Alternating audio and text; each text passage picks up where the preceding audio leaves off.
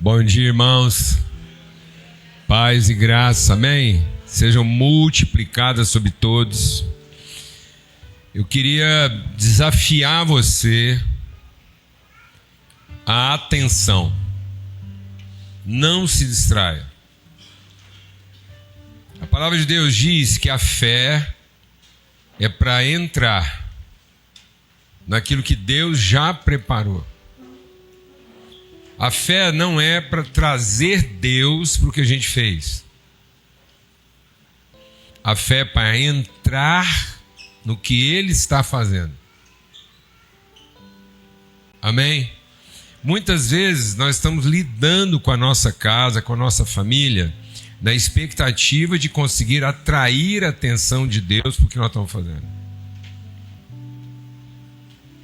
E aí nós temos uma expectativa de ser correspondido. Como se Deus fosse a resposta do que nós estamos pedindo. Você não tem essa sensação que você quer que Deus responda o que você está pedindo? Isso é correspondência. Então nós queremos que Deus corresponda. No entanto, Deus está nos chamando para ser responsáveis. Então Deus não quer corresponder à minha expectativa. Deus quer que eu assuma a minha responsabilidade. Então, correspondência e responsabilidade têm a mesma palavra em comum, que é resposta. Então nós temos a tendência de achar que Deus é a resposta do que eu estou pedindo. E na verdade nós somos a resposta do que Ele está falando.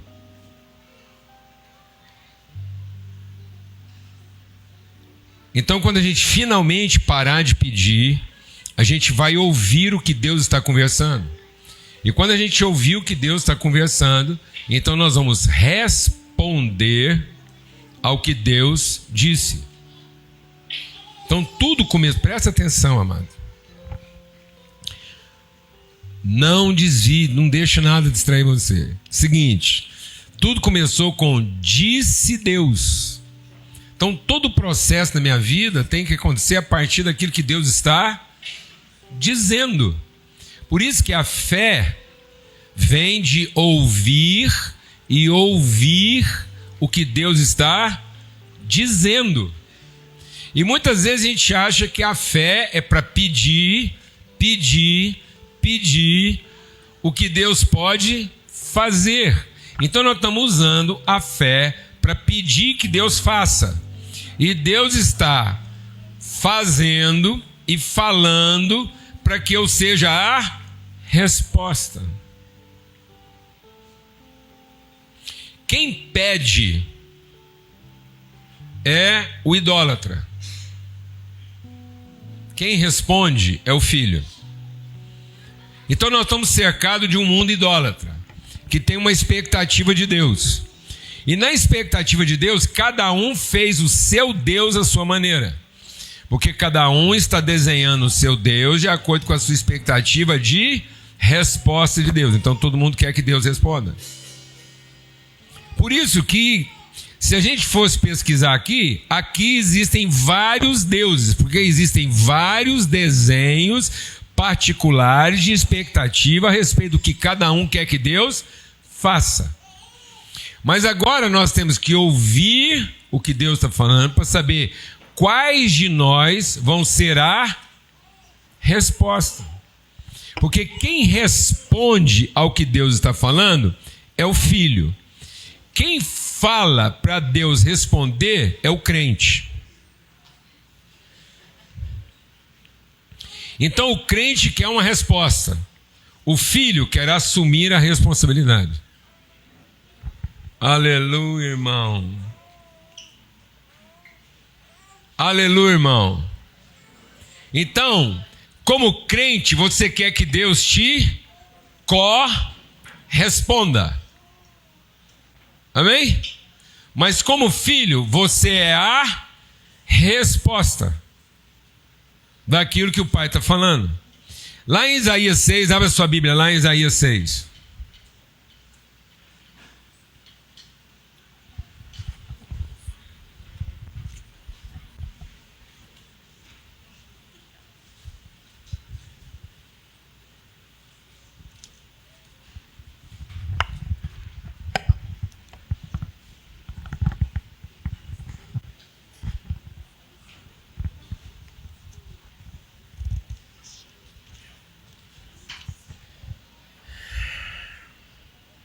Seguinte,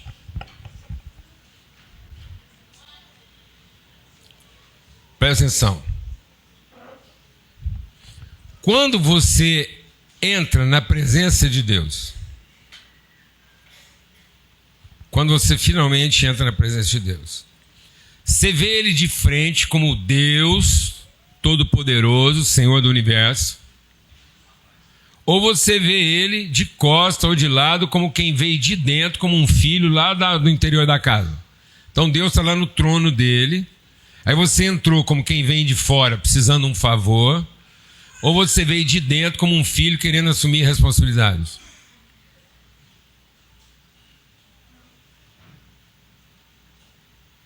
Se você vier de fora vendo Deus como quem quer uma resposta, o primeiro sentimento que você vai ter é que Ele vai te matar.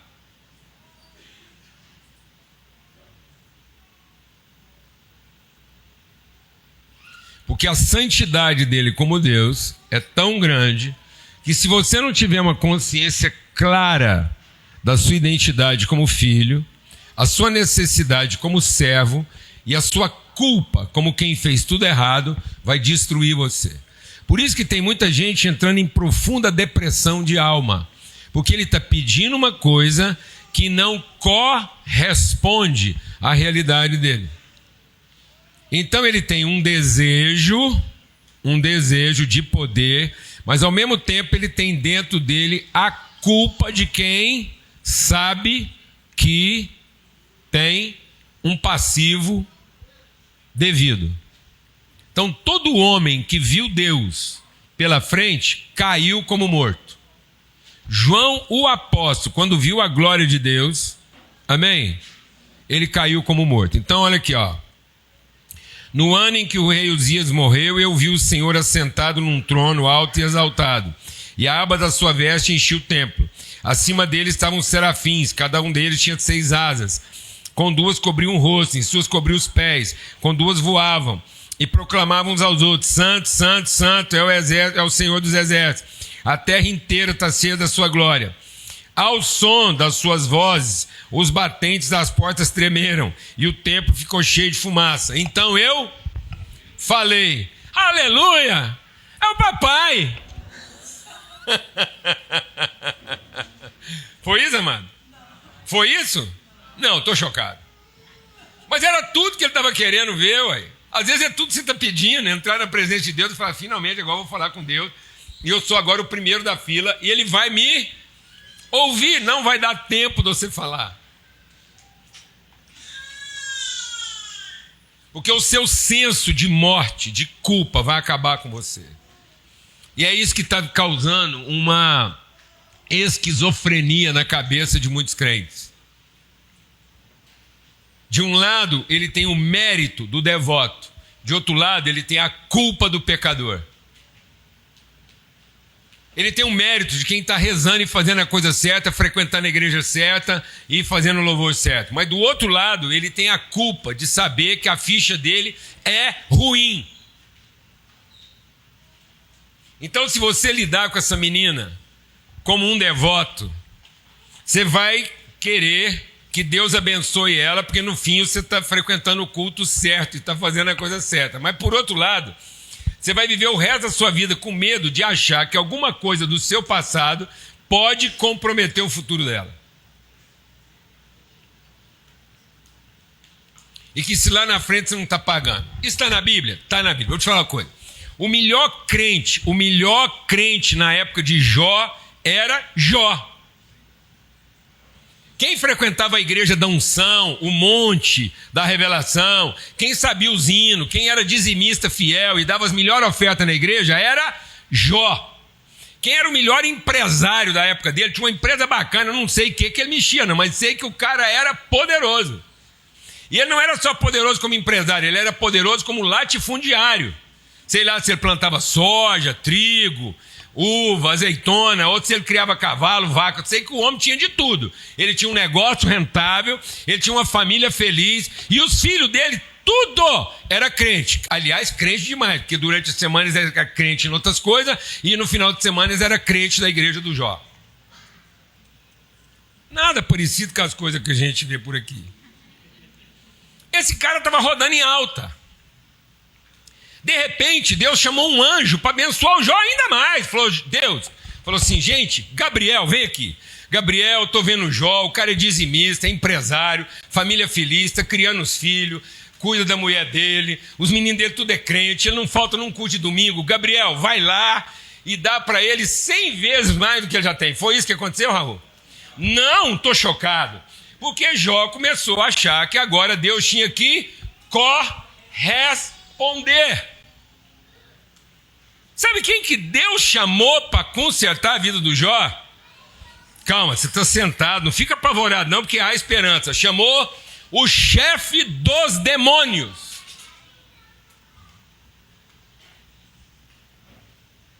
Para curar Jó de uma vez por todas da culpa e da presunção.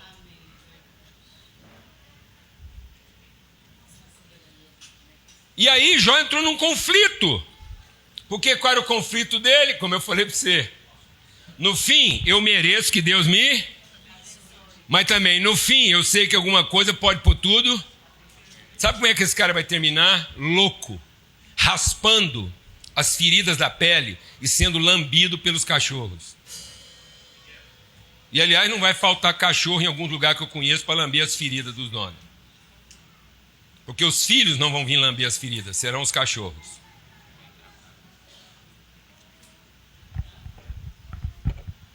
Porque eu conheço algumas pessoas que fizeram de tudo achando que estavam fazendo a coisa certa, e hoje, se ele precisar de alguém que lambe a ferida dele, não vai ser um filho, porque o filho está longe, vai ser um cachorro.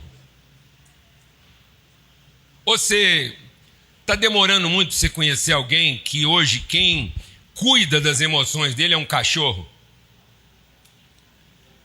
e não um filho?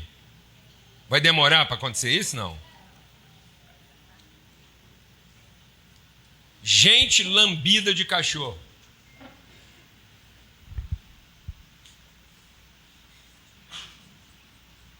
E o que o Jó era? Devoto de alguma seita? Frequentador de algum terreiro? Adorador de imagem? Não, ele era um crente. E aí, essa é a sensação do Isaías. Eu gritei, ai de mim, estou perdido, pois eu sou um homem de lábios impuros, vivo no meio de um povo de impuros lábios. Os meus olhos viram o rei. O que é que ele viu? O rei. O que é que ele não viu? O pai. O que é que ele viu? O rei. O que é que ele não viu? Ele não sabia que o rei era pai dele. Amém, amados? Então, buscar Deus sem saber que Ele é seu Pai pode querer fazer você pensar que Deus vai corresponder a você como rei e não que você é a resposta a Ele como filho.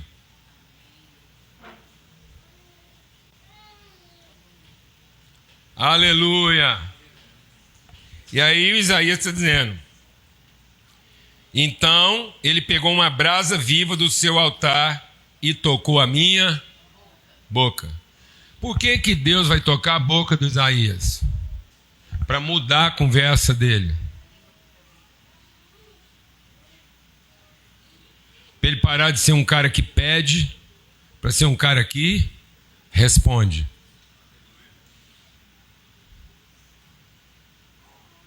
Sabe por que nossos lábios são impuros? Porque nós somos como parasitas. Dá.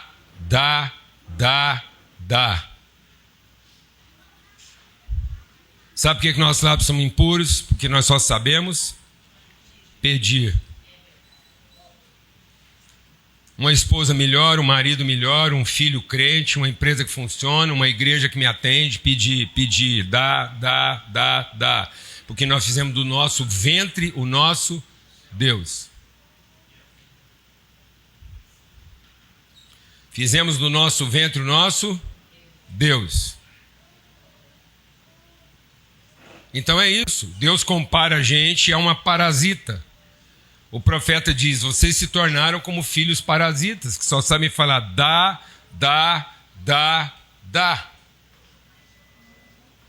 E aí, Jesus ensinou: quando você entrar no seu quarto, fala com seu pai e declara.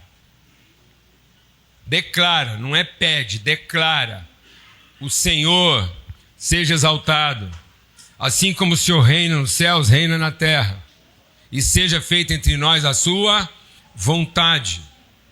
É uma declaração que a vontade de Deus seja feita entre nós. E para que a vontade de Deus seja feita entre nós, o pão nosso de cada dia, o Senhor dá. O pecado de cada um já está perdoado. E nós não vamos cair na tentação de pedir que o Senhor nos salve. Nós não vamos cair na tentação de achar que a vida é para ser salva, mas a vida é para ser oferecida.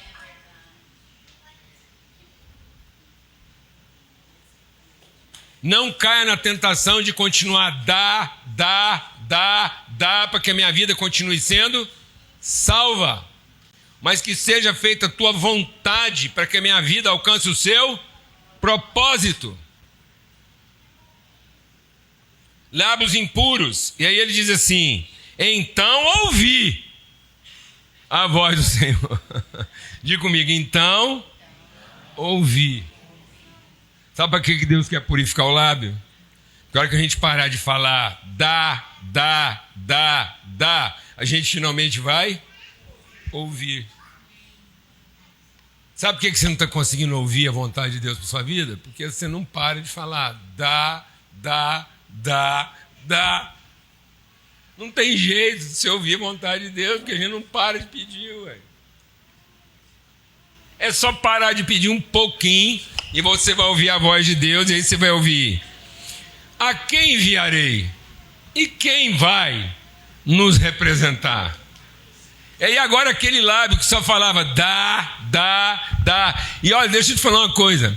O lábio que fala dá, é o mesmo lábio que diz: vi a glória do Senhor, o Rei poderoso, exaltado e altíssimo. E sabe por que a mesma voz que diz dá, diz Deus glorioso? Porque ele está pensando que quanto mais ele falar isso, maior a chance de Deus escutar ele para dá. Então muitas vezes nosso louvor não é adoração, é bajulação.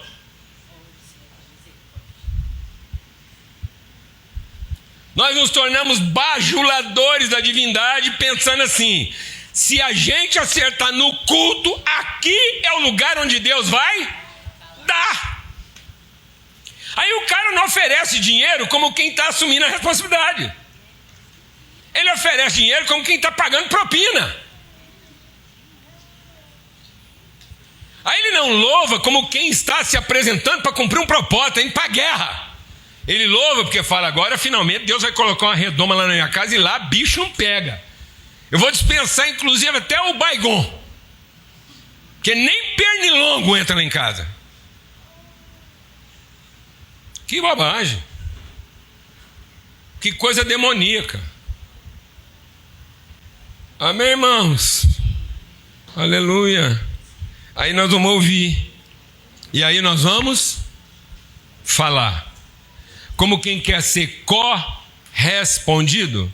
Não, nós vamos falar como quem quer assumir a responsabilidade. Então, quem é o correspondente? Nós correspondemos porque nós somos coparticipantes da natureza de Deus. Então, nós somos respondentes, porque nós assumimos ser a resposta. Mas Deus não é a resposta da sua oração. Nós somos a resposta das orações das pessoas, porque nós respondemos como filhos ao Pai para ser a resposta das orações que Ele está recebendo como Deus. Então as orações estão vindo pela porta de fora, como quem não conhece, pedindo coisas para Deus. Aí Ele vai lá para a parte de dentro, conversa com os seus filhos, para que os seus filhos sejam a resposta. Então ela não é a resposta da sua oração.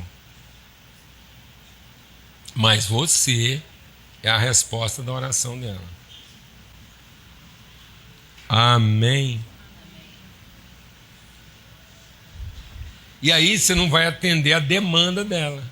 Você pode pedir o que você quiser, mas ele vai ouvir Deus para não ser correspondente da sua expectativa, mas para ser, na sua vida, a forma como Deus está assumindo a responsabilidade de orientar você como uma filha. Acabou.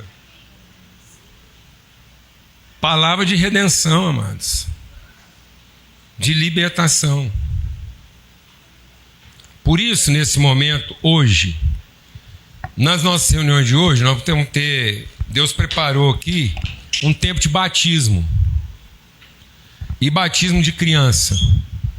E eu quero dar um testemunho. Esses dias publicaram um recorte lá na nossa rede social lá, sobre batismo de criança, e muita gente questionou lá, por que você batiza criança?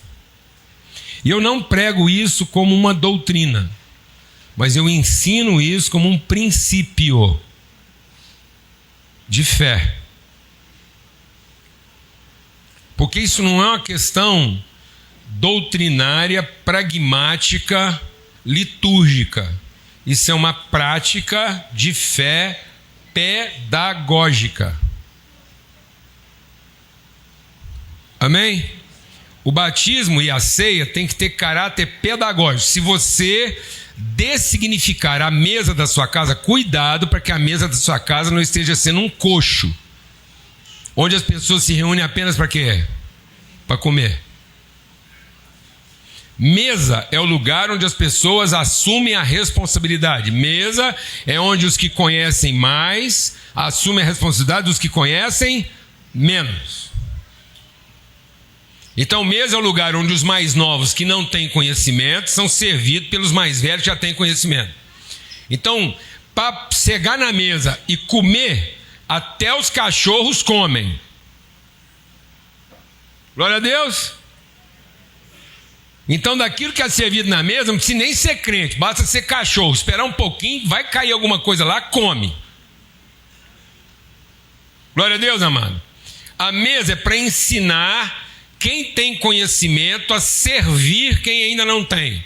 Então, a mesa é a pedagogia da sua casa para você ensinar seus filhos a ter paciência, para ter certeza que todo mundo já foi servido. Então, mesa é lugar de educação. E não de fome. Mesa é para as pessoas aprenderem a esperar umas pelas outras. Mesa é para a família aprender quem é o último da fila e não quem é o primeiro. Você quer saber que seu filho vai se dar bem na vida? Então ele aprendeu lá na mesa da sua casa a ser o último a comer. Aí ele vai dar certo em tudo.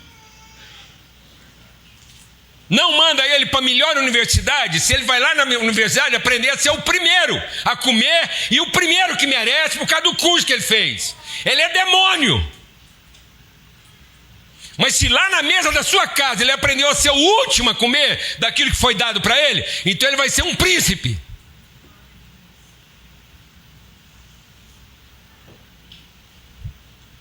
Você quer formar um príncipe para mudar o mundo? Lá na mesa da sua casa ele é o último a comer daquilo que era o direito dele.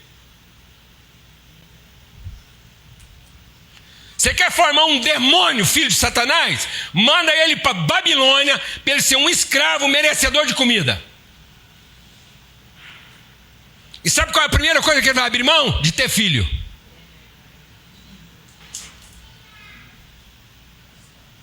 para ter direito e não ter responsabilidade. E, se possível, morar longe de você, para não ter que preocupar com você quando você for um imprestável. E ele pagar alguém para fazer isso. Alguém está ouvindo aqui o que a gente está conversando ou não? Que isso? Mesa é a melhor escola. Sabe qual foi a escola que Jesus escolheu para formar um povo? A mesa. Quase 50 dias entre nós ressurreto. E ele estava fazendo culto? 50 dias Jesus ressurreto entre nós. O que ele fazia? Almoço, jantar, café da manhã. Café da manhã, almoço, jantar. Mesa, o tempo todo, 3 vezes por dia. 3 vezes por dia ele estava ensinando seus discípulos a fazer o quê? Ceder a vez e ter a elegância principesca de quem não coloca sua fome em primeiro lugar.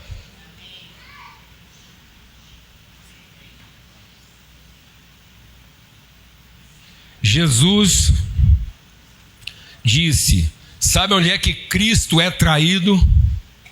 Cristo não é traído no culto. Cristo é traído na mesa. Amém, irmãos? Cristo está sendo traído na mesa. Por isso que Paulo diz assim: todas as vossas patologias, 1 Coríntios 11, todas as vossas patologias físicas, emocionais e espirituais estão associadas à sua relação com aquilo do que você se alimenta. Todas as suas patologias vêm da sua relação com a vida, da sua ansiedade de ter o problema resolvido. A pressa de comer primeiro. Amém, amados? E não a nobreza de servir primeiro. Glória a Deus. Então é para isso. E aí, a gente vai receber uma família aqui. Abra sua Bíblia lá em Mateus, no capítulo 6.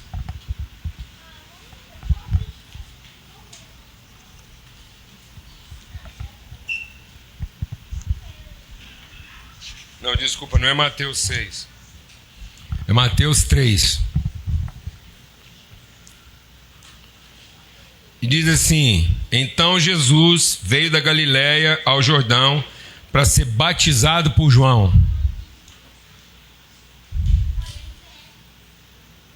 O que Jesus tinha que ser? O que Jesus tinha que ser? Jesus tinha que ser batizado porque ele era pecador? Jesus tinha que ser batizado porque ele se arrependeu? Não? Por que Jesus tinha que ser batizado? Pelo mesmo motivo que ele foi levado ao templo para ser circuncidado. Pelo mesmo motivo que ele voltou ao templo aos 12 anos de idade para dizer: estou aqui para cuidar dos negócios do meu Pai.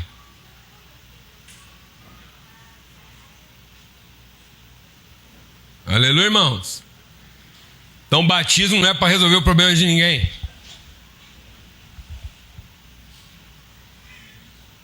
Então está aqui, ó. Ele foi lá para ser batizado. E aí o pastor que estava lá no dia, João, Paulo, Raul, Enzo, Mateus, sei lá quem era o pastor daquele dia.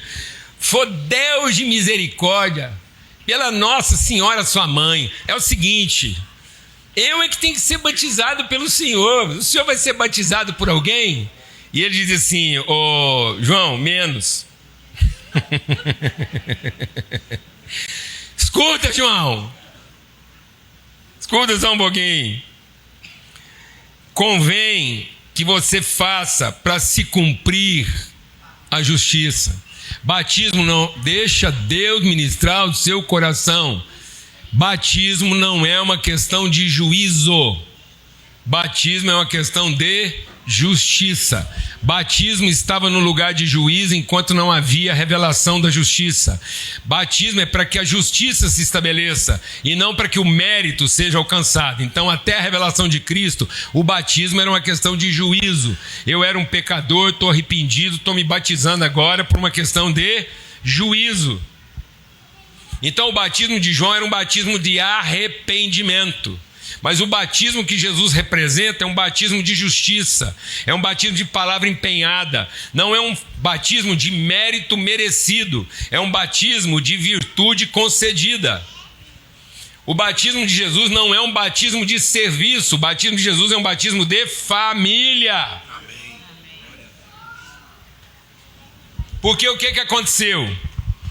Aí, logo que Jesus saiu da água, presta atenção. E aí o João se submeteu, assim Jesus foi batizado, saiu da água. Naquele momento, assim que aconteceu o batismo, o céu se abriu. E Jesus foi para o céu, porque agora ele é batizado, e aí só vai para o céu depois que for batizado. Amém, irmão? Porque hoje o povo batiza para poder o quê? Ir para o céu, então tem que batizar o menino. Quando ele chega lá na porta, o anjo vai olhar nele, falou, não estou vendo nenhuma marca de batismo nesse menino, pode ser o que for, mas esse menino está lascado. Não, irmãos, isso é quando não tinha a revelação do Espírito Santo. Isso é quando imperava a lei. A lei imperava, então havia um código penal. Havia um código penal que submetia as pessoas a um determinado rito para que esse rito revelasse uma questão de mérito ou não, se ela está incluída ou não. Vindo o tempo da revelação, nós entendemos que agora a salvação vem pela graça, mediante a fé, para que a pessoa trabalhe e não para que a pessoa seja salva. Aleluia! Então hoje na revelação, antigamente na lei a pessoa trabalhava para ser salva. Agora, na revelação da graça, ela entende que ela já foi salva para poder trabalhar. Então, para que essa menina não passe o resto da vida dela querendo ser correspondida e fazer alguma coisa pela própria salvação, o batismo pelo Espírito é para que ela finalmente encane que você não é filho desses dois, você é uma filha de Deus, entrega aos cuidados dele, para que você possa ter paz e não ter medo de que o que eles fizeram de errado vai complicar você e nem ter a presunção de achar que o que eles fizeram de certo é a sua culpa de ter que continuar fazendo. Amém? Pronto, você está livre, você é uma filha de Deus, está sendo bem criada e batizada nesse espírito de adoção, você pode agora trabalhar. E não ficar ocupado em querer ser o quê? Salva. Porque se você for trabalhar para ser salva, você vai ser escravo, não interessa o tamanho do salário que eles vão te pagar. Porque quem trabalha para ganhar alguma coisa, achando que o que ele ganha trabalhando é o que vai salvar ele no futuro, tem nome, chama-se escravo. Filho não trabalha para guardar alguma coisa para que aquilo salve ele no futuro. Filho trabalha para ter certeza que quando ele for embora, ele conseguiu administrar bem tudo que o pai entregou para ele entregar para os irmãos.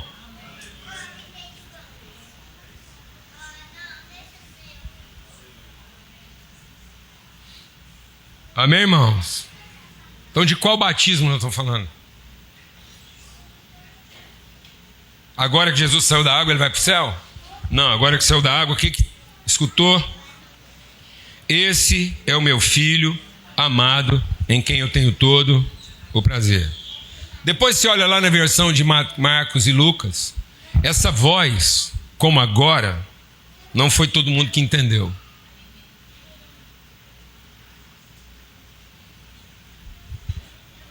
Então, nem mesmo no batismo de Jesus, operado por João Batista, muita gente não entendeu o que estava acontecendo, porque até aquele momento todo mundo ainda achava que o batismo era para arrependimento e não para reconciliação. Quando a gente batizou essas crianças, é para reconciliar essas crianças ao seu propósito, para que todas elas, e principalmente nós, sabemos que você está hospedando um filho de Deus, e que você não tem que ficar rezando pelas necessidades dela para que Deus corresponda as suas expectativas a respeito dela, mas que Deus, que você seja a resposta de Deus em favor da vida delas, para que elas possam cumprir o seu propósito. Amém, irmãos? O batismo é para que a mesa faça sentido. A mesa é para que o batismo faça sentido. Eu quero concluir isso dizendo o seguinte: o povo hoje não está vivendo uma crise de necessidade. Seus filhos não vão ter crise de necessidade. O povo não está vivendo uma crise de oportunidade. E o povo não está vivendo uma crise de risco, de proteção. O diabo vai fazer você pensar que o problema das pessoas é a necessidade que elas têm de ter comida. O diabo vai fazer você pensar que o problema das pessoas é o que elas têm que fazer para alcançar as suas melhores oportunidades. E o diabo vai fazer você pensar que tudo que você tem que fazer é rezar para que Deus proteja seus filhos. Isso é a tentação do deserto. Mas isso são problemas. Essas são as tribulações. Jesus diz, nessa vida vocês vão ter o quê? Tribulações. Porque a terra que Deus mandou a gente ocupar, ela já está previamente ocupada de inimigos. Então, por melhor que seu filho seja formado, para qualquer lugar que você mandar ele vai encontrar uma terra já ocupada, de um pensamento, de uma cultura, de um comportamento, de uma índole. A índole que está reinando no mundo, ela é animal, terrena, demoníaca. Pai mata filho, filho mata pai, mulher mata marido, marido mata mulher, sogra mata nora, nora mata sogra. Sogro e genro, eles ficam bêbados juntos. Geralmente eles não matam um ao outro, não, mas sogra e nora é punk. É tenso. Entendeu? Genro e sogra, às vezes vai até para um prostíbulo junto, mas o outro não. Tanto é que você viu lá agora, acabar descobrindo quem matou que a família inteira lá foi quem? A nora. Se fosse o genro, tinha levado o sogro para o prostíbulo, tirava uma fotografia, entregava para a sogra dele mesmo matava o sogro e não tinha que fazer nada. É mais ou menos assim que funciona. Alguém sabe o que eu estou falando ou não? Então, nós estamos mandando os nossos filhos para um ambiente o quê? De tribulação. Se eles não souberem que são filhos, os problemas deles vão virar crise. Então as pessoas não estão com crise por causa do problema. Elas têm uma crise e por isso o problema delas vira uma crise. Então o problema dela agrava a crise dela se ela não resolver a crise. A crise dela é uma crise de identidade. Ela não sabe que é filho. Porque ela foi ensinada desde a casinha dela lá que ela só se tornaria filho se ela merecesse isso.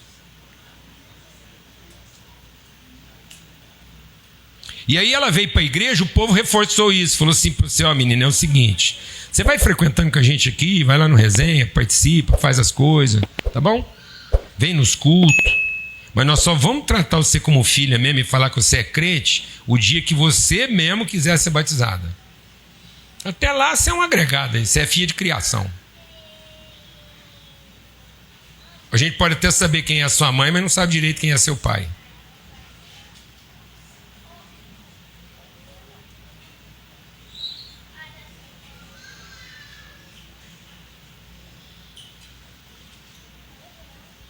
Então por que a gente batiza uma criança dessa? É um testemunho de responsabilidade. Nós, como família, estamos assumindo a responsabilidade de tratar ele como um filho de Deus. E que ele vai ficar aqui não para ouvir o que nós queremos que ele faça, para corresponder à nossa expectativa, para que ele continue sendo membro da nossa paróquia. Nós estamos aqui para assumir a responsabilidade, que ele escute a voz de Deus e consiga trabalhar para cumprir esse propósito. Inclusive, se der ruim aqui, ele tem a responsabilidade de consertar e não o direito de fugir para procurar outro lugar bom para ele frequentar. Porque isso está acontecendo com os jovens. Ele passa uma dificuldade numa igreja, no trabalho, numa empresa, a primeira coisa que ele faz é procurar uma igreja melhor para ele frequentar, que vai corresponder melhor ao dízimo que ele paga, mas ele não tem a menor responsabilidade de fazer aquele trem funcionar. Alguém aqui sabe o que eu estou falando ou não? Faz isso com o marido, mulher, empresa, não vai fazer com a igreja? E todo mundo está cheio de direito e não tem responsabilidade. Então a primeira coisa que nós vamos ensinar para os seus filhos, a partir de você, é que você está assumindo a sublime responsabilidade de ensinar para ele que ele é um filho de quem? De Deus. Para que no momento oportuno ele assuma o quê? A responsabilidade dele. Amém, irmãos? Aleluia?